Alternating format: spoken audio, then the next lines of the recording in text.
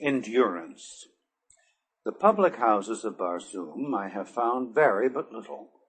There is no privacy for other than married couples. Men without their wives are escorted to a large chamber, the floor of which is usually of white marble or heavy glass, kept scrupulously clean. Here are many small raised platforms for the guest's sleeping silks and furs, and if he have none of his own, clean fresh ones are furnished at a nominal charge. Once a man's belongings have been deposited upon one of these platforms, he is a guest of the house, and that platform is his own until he leaves. No one will disturb or molest his belongings, as there are no thieves upon Mars. As assassination is the one thing to be feared, the proprietors of the hostelries furnished armed guards who pace back and forth through the sleeping rooms day and night. The number of guards and gorgeousness of their trappings quite usually denote the status of the hotel. No meals are served in these houses, but generally a public eating place adjoins them. Baths are connected with the sleeping chambers, and each guest is required to bathe daily or depart from the hotel. Usually, on a second or third floor, there is a large sleeping room for single women guests, but its appointments do not vary materially from the chamber occupied by men. The guards who watch the women remain in the corridor outside the sleeping chamber, while female slaves pace back and forth among the sleepers within, ready to notify the warriors should their presence be required. I was surprised to note that all the guards with the hotel at which we stopped were red men, and on inquiring of one of them, I learned that they were slaves purchased by the proprietors of the hotels from the government. The man whose post was past my sleeping platform had been commander of the navy of a great Martian nation, but fate had carried his flagship across the ice barrier within the radius of power of the magnetic shaft, and now, for many tedious years, he had been a slave of the yellow men. He told me that princes, jeds, and even jedaks of the outer world were among the menials who served the yellow race. But when I asked him if he had heard of the fate of Mors Kajak or Tardos Mors, he shook his head, saying that he had never heard of their being prisoners here, though he was very familiar with the reputations and fame they bore in the outer world.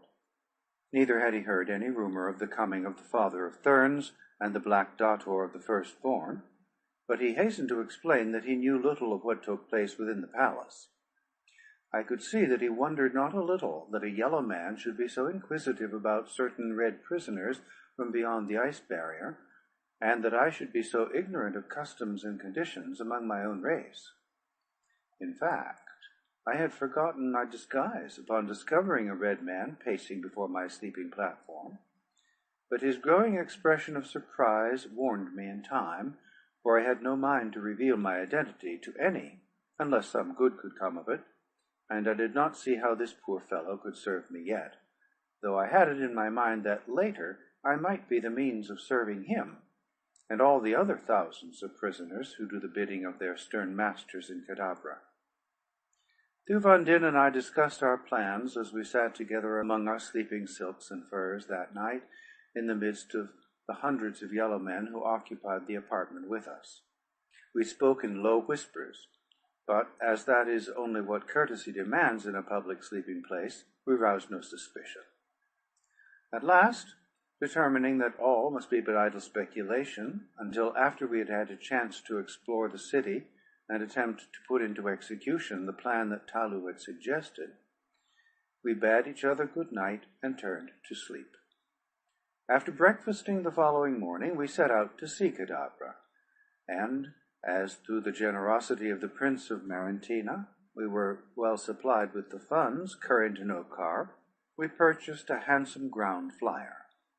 Having learned to drive them while in Marentina, we spent a delightful and profitable day exploring the city, and late in the afternoon, at the hour Talu told us we would find government officials in their office, we stopped before a magnificent building on the plaza opposite the royal grounds and the palace. Here we walked boldly in, past the armed guard at the door, to be met by a red slave within who asked our wishes. "Tell Sorav, your master, "The 2 warriors from Ilal wish to take service in the palace guard," I said. Sorav, Taliew had told us, was the commander of the forces of the palace, and as men of the further cities of Okar, and especially Ilal, were less likely to be tainted with the germ of intrigue which had for years infected the household of Silensis Ol, he was sure that we would be welcomed and few questions asked us. He had primed us with such general information as he thought would be necessary for us to pass muster before Sorav, after which we would have to undergo a further examination before Silensis Ol, that he might determine our physical fitness and our ability as warriors. The little experience we had had with the strange hooked sword of the yellow man and his cup-like shield made it seem rather unlikely that either of us could pass this final test, but there was the chance that we might be quartered in the palace of Silensis Ol for several days, after being accepted by Sorav before the Jeddak of Jeddaks would find time to put us to the final test. After a wait of several minutes in an antechamber, we were summoned into the private office of Sorav, where we were courteously greeted by this ferocious-appearing black-bearded officer. He asked us our names and stations in our own city, and having received replies that were evidently satisfactory to him, he put certain questions to us that Taliew had foreseen and prepared us for. The interview could not have lasted over 10 minutes, when Sorav summoned an aide whom he instructed to record us properly, and then escort us to the quarters in the palace which are set aside for aspirants to membership in the palace guard.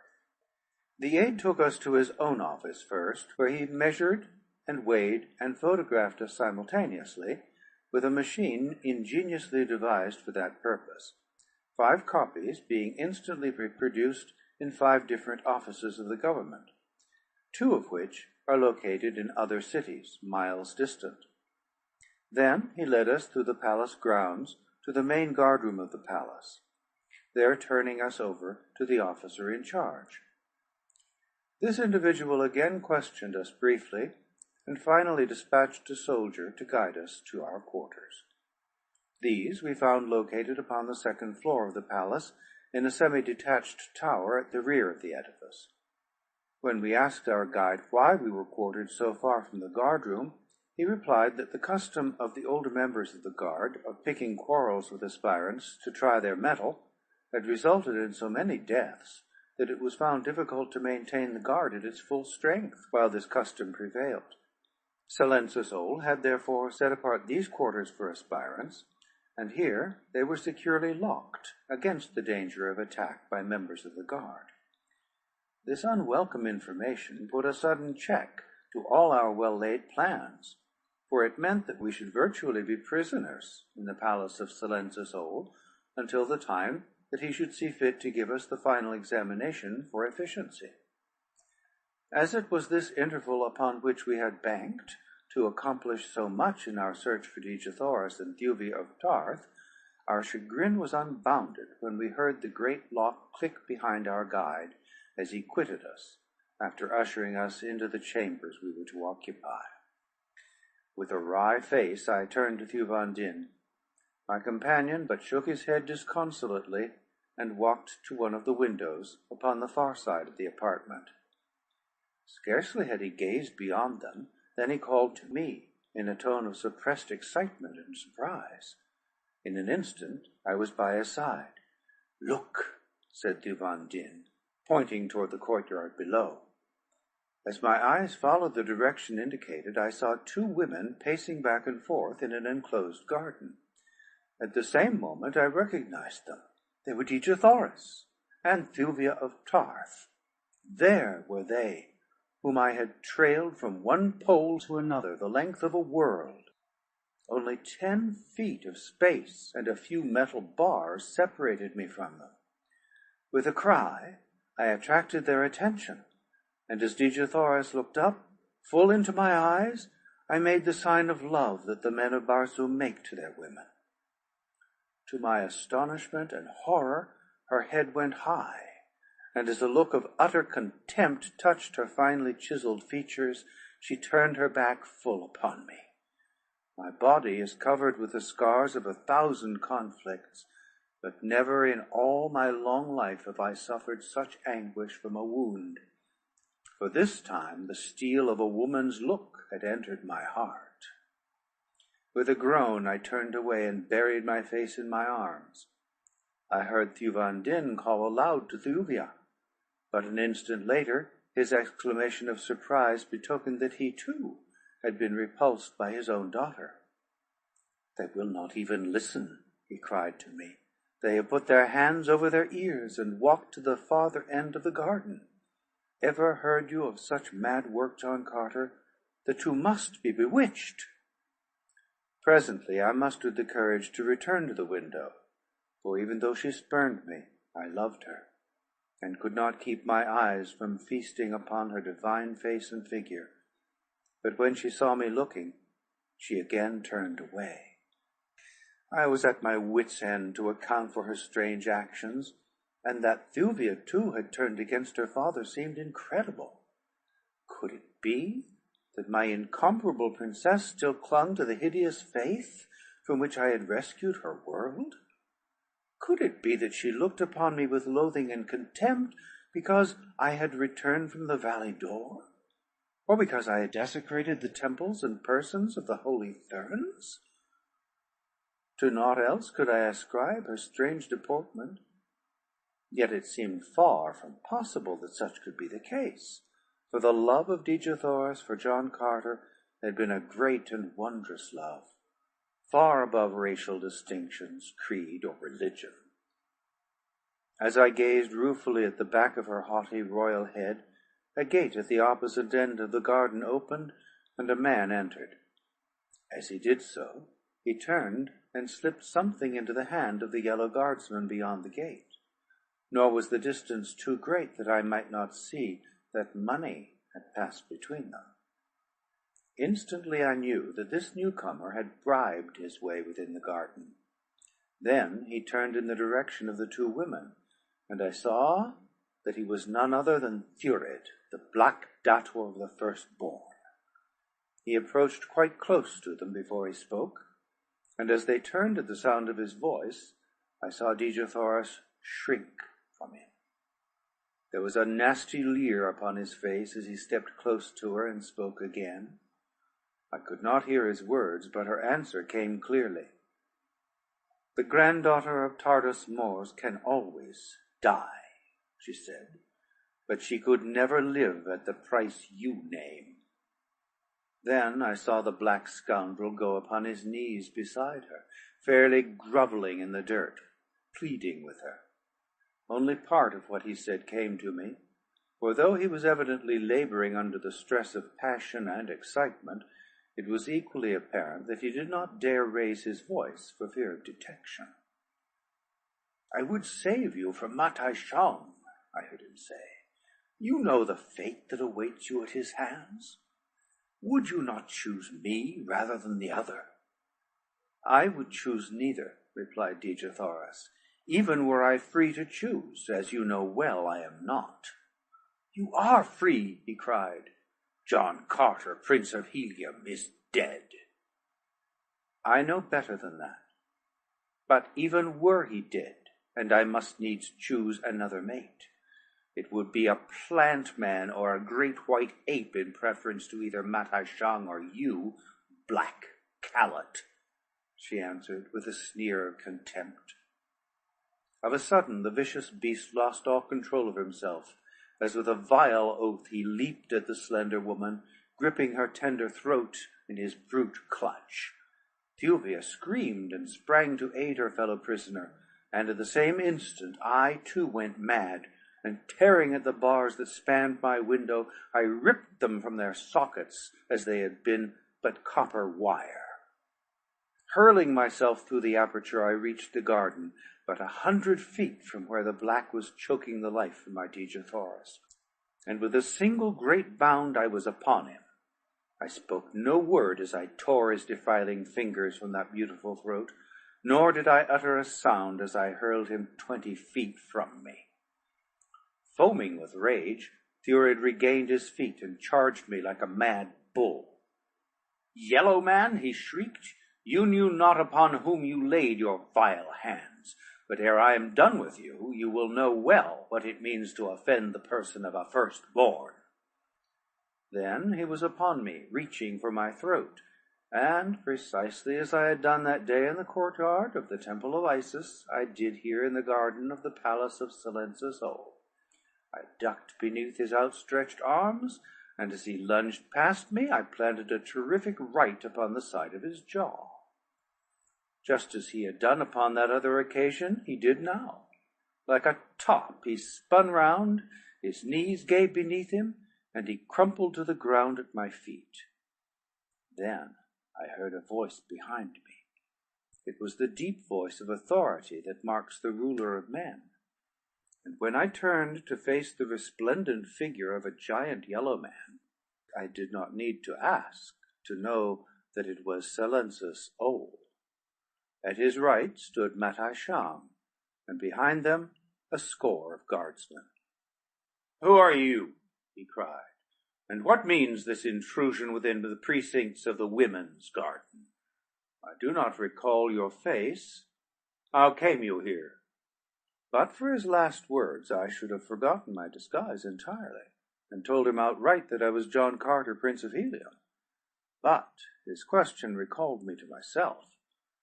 I pointed to the dislodged bars of the window above. "I am an aspirant to membership in the palace guard," I said, "and from yonder window in the tower, where I was confined awaiting the final test of fitness, I saw this brute attack this woman. I could not stand idly by, O Jeddak, and see this thing done within the very palace grounds, and yet feel that I was fit to serve and guard your royal person."